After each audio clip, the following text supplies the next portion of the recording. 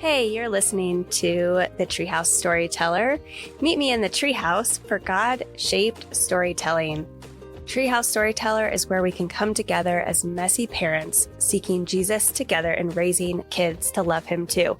If you aren't scared of addressing cultural issues head on and finding a deeper understanding of the biblical worldview to share with your children, then you've come to the right place. I'm not afraid to be transparent and tell all of the juicy details.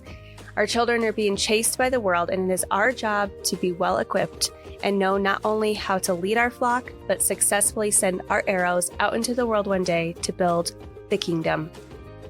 So snuggle up by the fire or soak up the sunshine with those earbuds in and meet me in the treehouse for some biblical storytelling.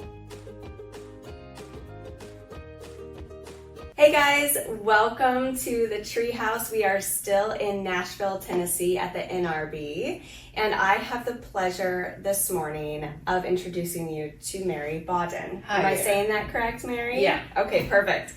Forgot to ask you before we started. So she founded Dance Awareness No Child Exploited. It's an acronym. This organization provides awareness and protection from abusive dance, meaning advocacy against the hyper-sexualization of girls in dance. Thank you so much for being in the treehouse today with us, Mary. Well, I'm so happy to be here. I'm always happy to talk about healthy dance and harmful dance. Yes, that's great. That's awesome. So where did this whole dance organization start? When did you start it and why? What made you decide to go into this and start this kind of organization? Well, dance has been so formative in my life. I love dance. And I got a BA and an MA in dance and was actually teaching in a church program and choreographing a Christmas musical. Aww. And a little girl I had one year, very little, about 5 or 6, she grew up and she came to me and said, "Would you come see my college dance concert?" And so that didn't take very much time for me to say, "Of course I will come see your college dance concert." Yeah, it sounds fun. And so I went. Now this is a student-directed dance concert, but honestly, my husband and I were shocked. Every dance was hyper-sexualized, and there were catcalls in each dance, during the dance and between the dances. And it went on and on and on that way until the end, and I couldn't believe what I saw, because dance is an art form and it communicates through the language of the body, through movement. And I have a background in which we respect the beauty of that at a concert level, and that wasn't happening. And so I really had to process what I saw. Sure. And I thought, well, I wouldn't do that because I don't want to objectify women. But these girls are 18, so they're adults, so there's nothing I can do about it. It made me so sad until I began to see that same hypersexualized dance in high school dance recitals, junior high dance recitals, elementary school dance recitals, and preschool children. And so at that point, because I love dance, I began to think through why this was happening, and I realized there were no organizations really standing up for protecting children, actually. Because if you look into the research, the brain research, the psychological research, you're going to find that this isn't just something that happens to a child and then they go on to the next thing. It really affects their psyche and how they see themselves. They self-sexualize and they think the only way to get approval is external sexiness. So that's not my idea. That's research-based. Sure. So what do you think has shifted in our culture to cause this tilt towards the hypersexualization? Well, I think the internet, media, and porn are the 3 words that I think of. And I think it's taken all of us by surprise and influenced us in a way that we haven't realized. And we're all busy. Parents are fixing chicken for dinner, racing their kids to this activity and that activity. And we haven't been aware of the presence of this overload of hyper-sexualized media coming in to our kids. And then, of course, all kids have those little cell phones. So they're exposed to adult material outside the dance classroom and inside the dance classroom. So I've been called to just make people aware that you have healthy dance and harmful dance. Of course, healthy dance is educational. Research shows it's the best thing for kids. It improves academics, it's creative. My goodness, on and on and on are the positives. But in harmful dance, which is hyper-sexualized dance, it produces trauma. So where do you believe is the line in the sand? Where's the line in the sand for you from the healthy and the harmful? Well, I have two simplified definitions, but we have a free ebook that goes into further detail on that definition. Whether you have taken dance and you know what a bat matandu is or a plie is, a lot of people get confused and think, how am I supposed to know what to do? And so I always say that healthy dance, which is educational dance, children look like children in age-appropriate costumes, choreography, and music, usually accompanied by a great sense of joy. In harmful, hyper-sexualized dance, children look like adults. In adult costumes, choreography, and music, usually accompanied by adult makeup and adult hairstyles. So that's a simplified definition. But we have a deeper one on our free ebook. It's only 14 pages. What's the new trend in children's dance? How to choose a healthy dance studio, how to avoid a harmful dance studio, and then a little section on how to approach a dance studio owner who may be unaware of this with research and using our website, which is free. All our materials are free on the website to help people make informed choices. Education is so important, right? Education and awareness. And I'm convinced there's a group of people making money off kids, putting them and wanting them in hypersexualized dance. But a lot of people are just uninformed and uneducated. And that's why we don't shame or blame anybody. We just educate. So we always have respectful conversations. So many of my listeners might not know that I actually teach dance a couple days a week at the studio that my girls go to. And one of the reasons that I started teaching there is because I get to be my daughter's teacher, and that's super fun. They don't always like it. Well, I can appreciate but that's okay. it. I have 3 grown kids, so I get it. There you go. So I grew up dancing. I love dancing. I love dancing as a form of worship. I mean, that's a whole nother category. And I love watching my girls express themselves in that way. And at the Gaylord here in Nashville, they've been dancing all over the place, and it's just been, they're actually with me. So that's just been really, really fun for us. But so we're blessed to have, a more protective culture at our studio. And I won't name the studio to protect, one, my girls, and two, the studio. But we're in the competition scene. And like we were chatting before we started rolling here, that while I feel like their dances are appropriate, the culture that we're involved in is definitely not. When we go to those conventions and competition scenes, it's kind of an every other dance, whether you're going to get the very over sexualized situation on stage happening, or the very classical and beautiful and tasteful dance. So it rotates, and it's hard. And even my husband and my son are starting to find, as my son is 13, they're starting to find we can't sit in here and wait for our sissy's dance to start. We've got to come in right when I say, hey, okay, they're coming on stage. You watch that and then you leave again, because we don't know what you're going to see before and after they go on stage. And I'm also seeing it from the announcers, the people that run the competitions themselves.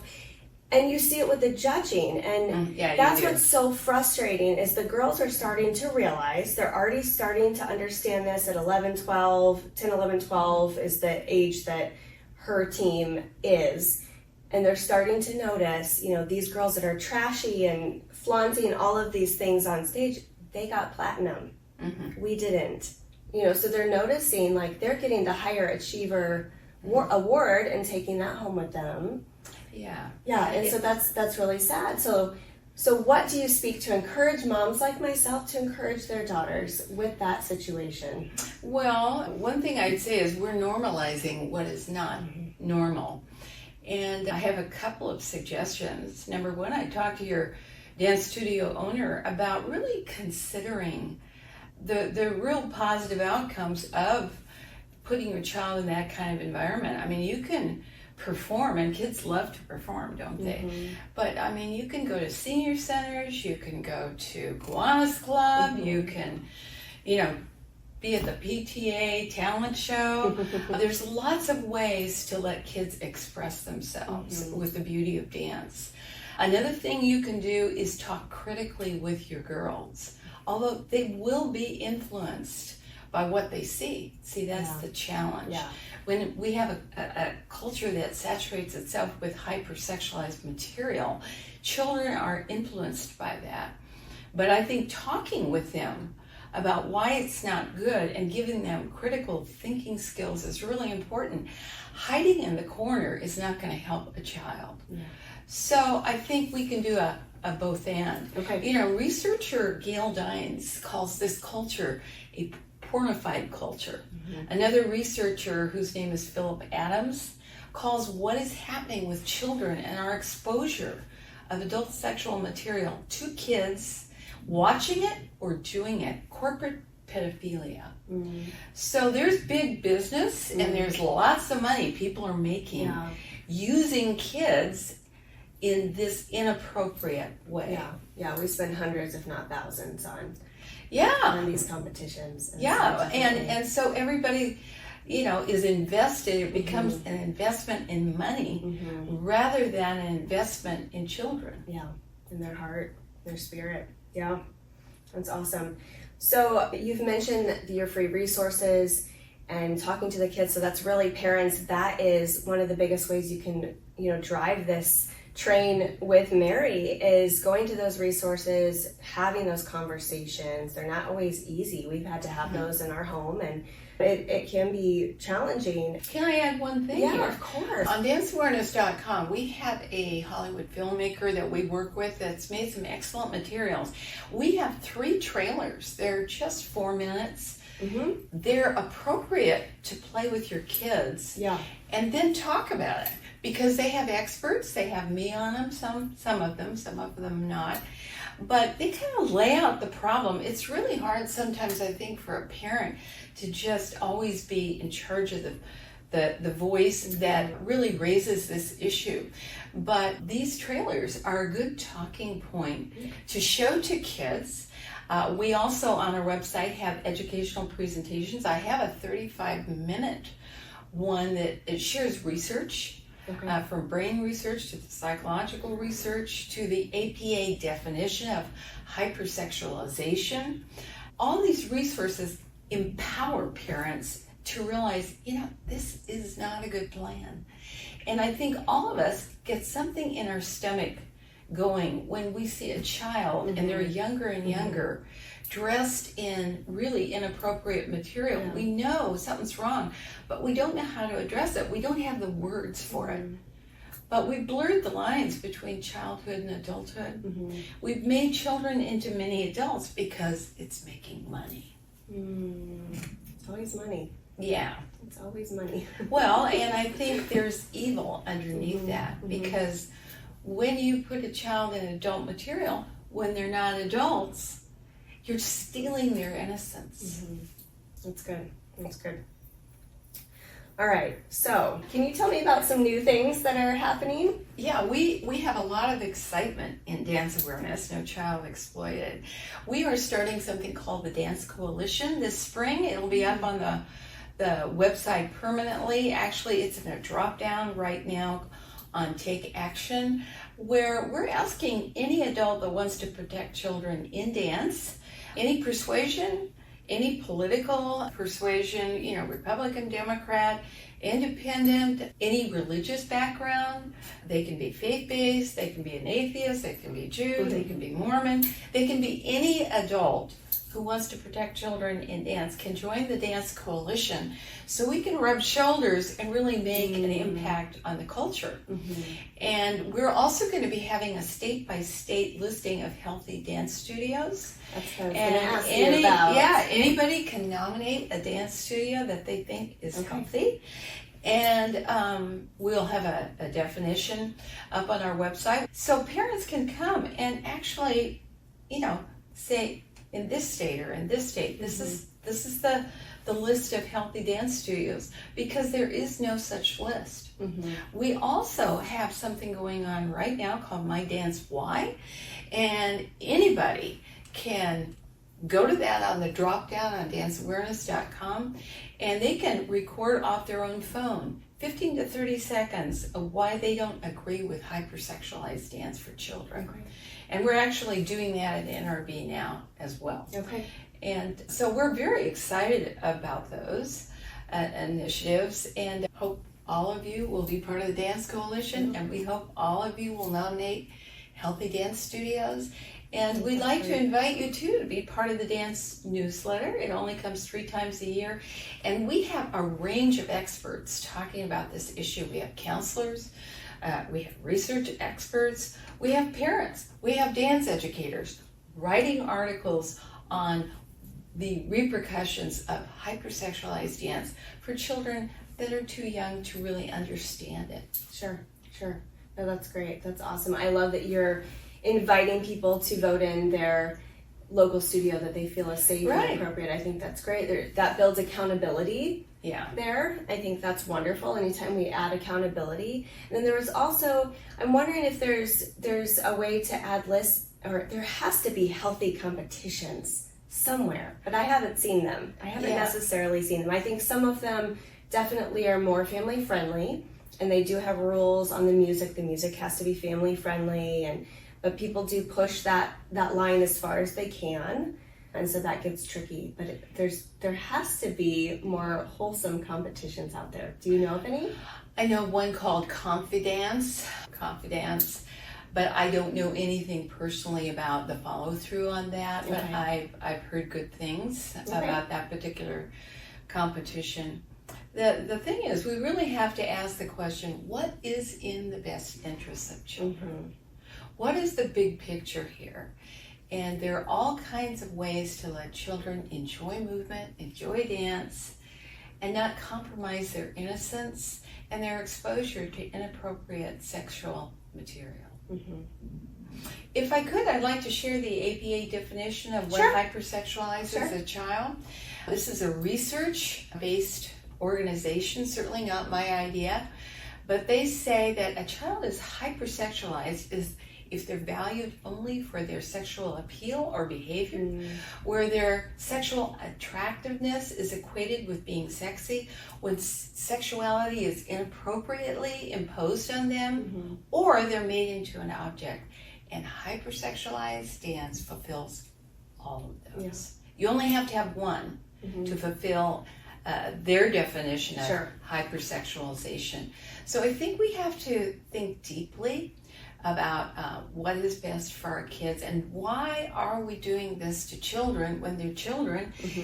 When you're an adult, you do adult things. When you're a child, let's let children be children. Yeah, that's good. Well, thank you, Mary. Thank you so much for being in the Treehouse with us today. I'm so glad we got to meet at NRB, and this has been awesome and very educational, and I think my listeners can really take and apply this to other areas that their kids might be doing too. I think it applies to things outside of dance. Oh, definitely. So there's a trail of hypersexualization all through our culture.